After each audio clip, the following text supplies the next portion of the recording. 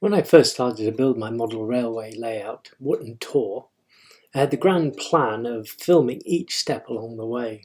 I was going to show the processes I used to lay track, ballast track, how I moulded hills, created rock faces, applied static grass, made trees, built a station. However, I very quickly realised that with so many experts already on YouTube, my faltering efforts would more likely be a how not to set of disaster videos rather than anything really useful. Though of course it is sometimes helpful to know what not to do. From Chadwick Railway to Everard Junction, via Lakeside, Little Wicket Railway, Dean Park, New Junction and many others, the internet is full of good advice and views of truly amazing layouts. So I dived in and got caught up in the fun of making. And before I knew it, I was way past the point of showing anything in progress. So how far have I got since I first put the baseboards together? The following are a few set of slides taken during the building process.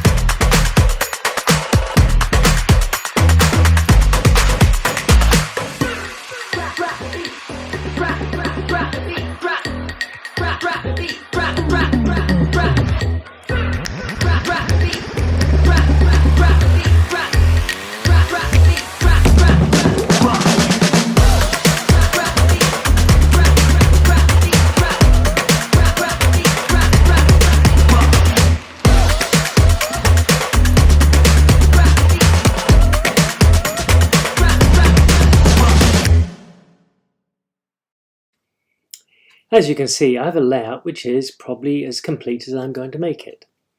Of course, there's always more that can be done. For example, I haven't done much about having a backdrop, and a few more hedges wouldn't come amiss. But having worked on this smallish layout, and more importantly, having enjoyed putting it all together, I'm thinking the time has come to put what I've learnt and practiced into a new, expanded layout. So plans have already been started, though it's early days at the moment, and more importantly, I need to create the space to house any new layout. The only place that is free in the house is the garage, and there will be a fair bit of tidying up to do there before any layout can be started. Talk about a long-term project, and I think the new Wotton Tor will be just that. One of the first things I need to consider is what era I want to model, and is there any particular line or area I want to model the layout on. I have a sizable range of locos, covering more or less all the eras from Stephenson's rocket through to the latest HSTs, and I don't have a favourite. Some days I think it has to be steam.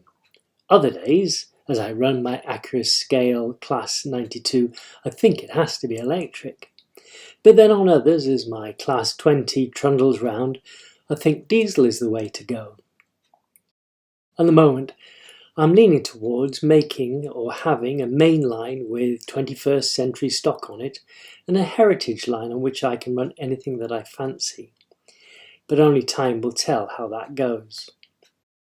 Having done one small layout, there are a number of things that I'd like to include in any new layout.